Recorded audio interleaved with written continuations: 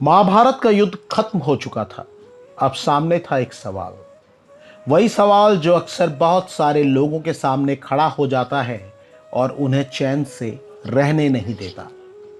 कुरुक्षेत्र की युद्ध भूमि मरघट बनी हुई थी। युद्ध में मारे गए राजाओं, सेनापतियों और सैनिकों के शव चारों तरफ बिखरे हुए थे। सैकड़ों महिलाएं युद्ध भूमि में थीं और शवों की पहचान में जुटी थीं। उनमें से ज्यादातर जोर जोर से रो रही थीं। उनके रोने की आवाज सुनकर जीवित बचे वीरों के दिल भी बैठे जा रहे थे। ऐसे माहौल के बीच भी एक सवाल खड़ा हो गया, महाभारत के युद्ध का सबसे बड़ा वीर किसे कहा जाए। ये सवाल सबसे पहले उन सेवकों के मन में आया जो मारे गए योद्धाओं के शव उठाकर चिताओं पर रख रहे थे। अगर कोई ऐसा शव दिखता जिस पर गदा की चोट हो तो सेवक कहते इसे भीमसेन की गदा लगी होगी। महाभारत के युद्ध में गदाधारी वीर कई थे, लेकिन उन सेवकों की जुबान पर पहला नाम भीमसेन का ही आता। अगर किसी के शरीर पर बाण लगा मिलता तो वो मान लेते कि अर्जुन के धनुष से निकला तीर होगा। भीम ने कौरव सेना के कई हाथियों को भी मारा था। हाथियों को निशाना अर्जुन ने भी बनाया था, लेकिन उस पर सेवकों का ध्यान नहीं था।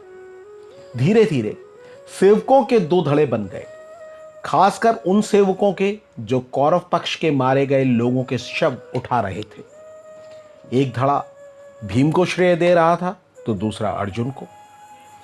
ज्यादातर सेवक हस्तिनापुर से आए थे और हाल हाल तक दुर्योधन को स्वामी मानते थे, लेकिन अब उनकी निष्ठा युधिष्ठिर के साथ थी और वो या तो अर्जुन को श्रेय दे रहे थे या फिर भीमसेन को। कौरव पक्ष में भी कई योद्धाओं ने महाभारत युद्ध में अद्भुत पराक्रम दिखाया था, लेकिन उस समय किसी भी सेवक को उनमें से किसी का पराक्रम याद नहीं आ रहा था। कम से कम वो उसकी चर्चा तो बिल्कुल नहीं कर रहे थे। सेवकों के बीच हो रही चर्चा की खबर जल्दी ही राजाओं के कानों तक भी पहुंच गई। महाभारत युद्ध के बाद बचे वीरों को भी यह सवाल परेशान करने लगा कि आखिर युद्ध का सबसे बड़ा वीर किसे कहा जाए, जीत का श्रेय किसे दिया जाए। सब इस सवाल का मंथन करने लगे। सामने दो ही नाम थे, भीम और अर्जुन। अर्जुन ने भीष्म पितामह और कर्ण जैसे महारथियों को गिराया था, हराया था। वहीं भीम ने दुर्योधन और उसके सभी भाइयों को मारा था। युद्ध में हिस्सा लेने वाले वीर ये नियम भी जानते थे कि पराक्रम चाहे जो दिखाए, लेकिन जीत का श्रेय सेनापति को ही मिलता है। लेकिन पांडव पक्ष के सेनापति धृष्टद्युम्न अब जीवित नहीं थे। जब वो जीवित थे और युद्ध में पांडव पक्ष के सेनापति की जिम्मेदारी निभा रहे थे, तब भी विरोधी सेनापति की हर रणनीति की काट अर्जुन और भीम ही तलाश रहे थे। ये सवाल और उसे लेकर हो रही चर्चा पांडवों के शिविर तक भी जा पहुंची। भगवान श्री कृष्ण ने जल्दी ही भांप लिया कि इसका असर अर्जुन और भीमसेन के मन पर भी होने लगा है। वो समझ गए कि अगर इस सवाल का कोई तर्क संगत उत्तर सामने ना आए तो इसे लेकर हो रही चर्चा दो भाइयों के बीच एक दीवार खड़ी कर सकती है।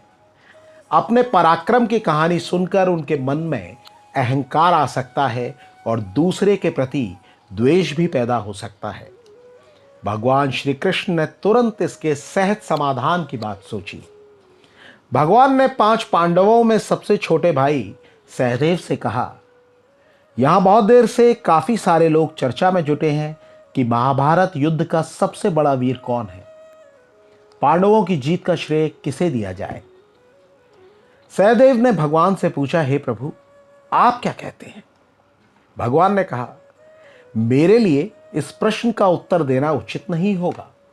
मैं भी युद्ध में व्यस्त था और सबसे बड़े वीर का सही निर्णय वही कर सकता है जिसने लगातार पूरे युद्ध पर नजर रखी हो। सहदेव ने आश्चर्य से पूछा, ऐसा कौन है। अब तक बाकी 4 पांडव भी वहां आ गए थे और श्री कृष्ण और सहदेव की बातचीत को पूरे ध्यान से सुन रहे थे। भगवान ने कहा, वो है बर्बरीक का सिर। बर्बरीक, जिन्हें आज भक्त खाटू श्याम के नाम से जानते हैं और हारे का सहारा बताते हैं, वो भीम के बेटे घटोत्कच के बेटे थे। परम पराक्रमी बर्बरीक अकेले ही पूरा युद्ध खत्म कर सकते थे। ये जानकर युद्ध के ठीक पहले श्री कृष्ण ने उनका सिर काट दिया था। बर्बरीक ने जब युद्ध देखने की इच्छा प्रकट की थी, तब भगवान श्री कृष्ण ने उन्हें जीवित रहने का आशीर्वाद देते हुए उनके सिर को एक ऐसी ऊंची जगह टंगवा दिया था जहां से वो पूरा युद्ध देख सके। सहदेव के पूछने पर भगवान ने बर्बरीक के सिर की ओर इशारा किया। भगवान ने कहा, हम सब उनके पास चलकर उनसे ही ये प्रश्न करते हैं। सबको ये सुझाव ठीक लगा। हर किसी को लगा कि बर्बरीक ही हैं जो बिना पक्षपात के इस सवाल का सटीक जवाब दे सकते हैं।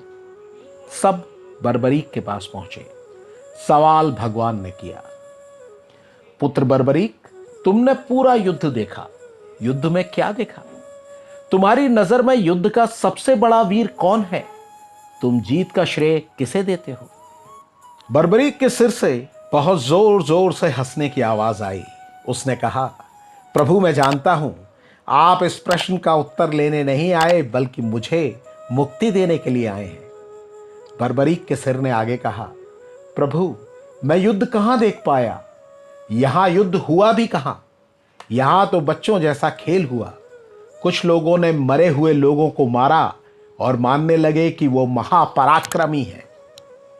बर्बरीक का यह कहना था कि भीमसेन की भुजाएं फड़कने लगीं। वो क्रोध में बोले, क्या कहते हो? क्या हमने मरे हुए लोगों को मारा? ये कैसी पहेली बुझा रहे हो? जो कहना है साफ साफ कहो। बर्बरीक ने कहा, दादाजी, मुझे क्षमा करें।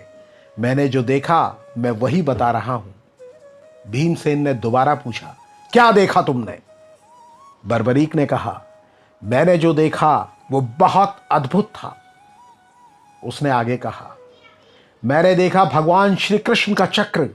वो चक्र लगातार घूमता जा रहा था। कौरव सेना हो या पांडव सेना, वो चक्र जिसे भी मार देता था, आप लोगों में से या कौरव पक्ष में से उसी मरे हुए वीर पर प्रहार होता। उसी मरे हुए को आप मार देते। बर्बरीक ने कहा, मैंने देखा देवी द्रौपदी को। मेरी माता द्रौपदी के केश खुले थे। वो खप्पर लेकर दौड़ रही थी।